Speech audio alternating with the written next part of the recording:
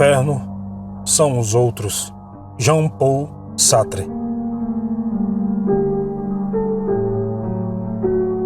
Estamos condenados a ser livres. Essa é a sentença de Sartre para a humanidade. O filósofo e escritor francês, ao lado do argelino Alberto Camus, foi um dos maiores representantes do existencialismo, corrente filosófica que nasceu com Kierkegaard e reflete sobre o sentido que o homem dá à própria vida.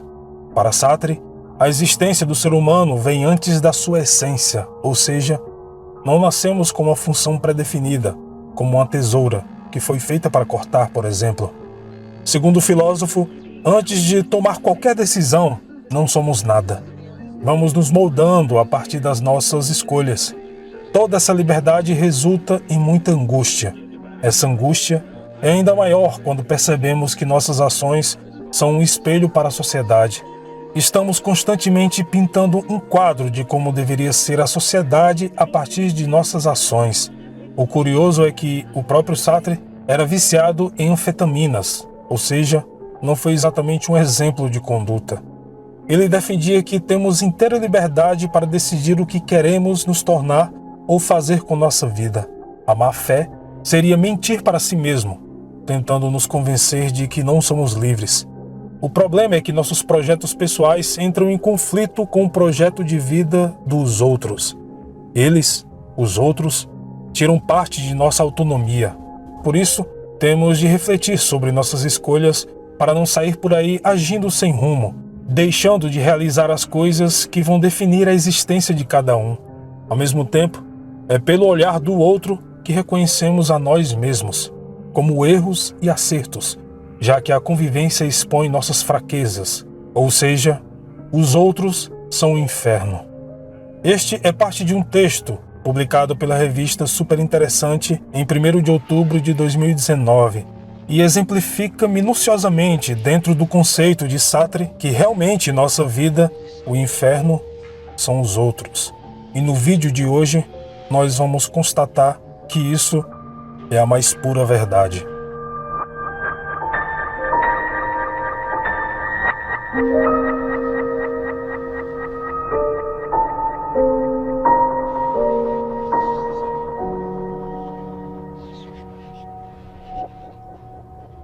A verdadeira história de Blanche Monnier é um terror assustador, quase surreal, mas que pertence à dura realidade de um mundo sombrio, implacável e mais angustiante do que um filme de suspense.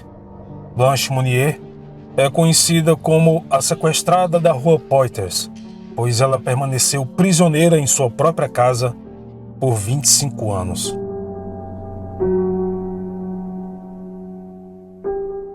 Essa história começa em 1877, quando Blanche Monnier, que tinha 25 anos na época, se apaixonou por um advogado parisiense. O homem era rico, mas era 30 anos mais velho que ela. O pai de Blanche era Charles Emile, um professor de literatura da Universidade de Poitiers.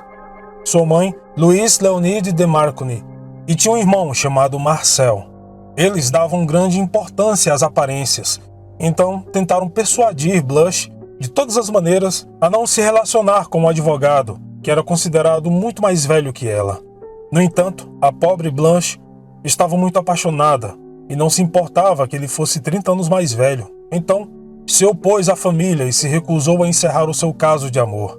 A família Monnier, com medo de causar escândalo na sociedade, aprisionou Blanche em um quarto de hóspedes no porão, até que ela se rendesse à vontade da família. É aqui que essa história se torna um terror assustador, já que Blanche Monnier não desistiu de seus desejos. Então, ela permaneceu prisioneira por 25 anos, onde jamais viu a luz do dia. Em 22 de maio de 1901, uma carta anônima chegou ao procurador-geral da cidade e dizia: Senhor Procurador-Geral, tenho a honra de informá-lo de um acontecimento excepcionalmente sério. Estou falando sobre uma velha que está presa na casa de Madame Monnier. Ela vive faminta, maltratada e amarrada em sua cama nos últimos 25 anos. Em uma só palavra, a moça é uma morta-viva. Ajude-a, por favor. No dia seguinte, alguns policiais foram verificar a veracidade da carta anônima e, com grande surpresa, encontraram Blanche Monnier em um estado de fome e extrema sujeira. A mulher pesava menos de 30 quilos. Em seu inquérito, o chefe de polícia escreveu: imediatamente demos ordem para abrir a janela do prédio. Isso foi feito com grande dificuldade, porque muita poeira caiu das velhas cortinas escuras. Para abrir as venezianas, foi necessário retirá-las das dobradiças. Assim que a luz entrou no quarto, notamos, atrás, em uma cama, uma mulher identificada como Mademoiselle Blanche Monnier. A mulher estava completamente nua em um colchão de palha podre. Uma espécie de crosta se formou ao seu redor, feita de excrementos, pedaços de carne, vegetais, peixes e pão podre. Também vimos conchas de ostras e insetos correndo na cama de Mademoiselle Monnier. O ar era tão irrespirável, o cheiro no quarto era tão forte, que foi impossível continuar a nossa investigação no primeiro momento.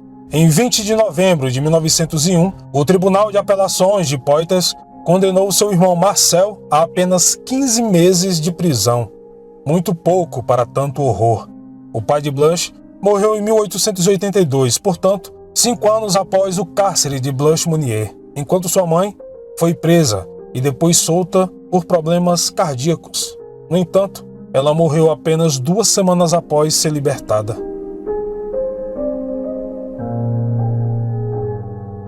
Blanche Monnier foi internada em um hospital e com o tempo recuperou alguns quilos, mas sua saúde, tanto física quanto mental, estava comprometida.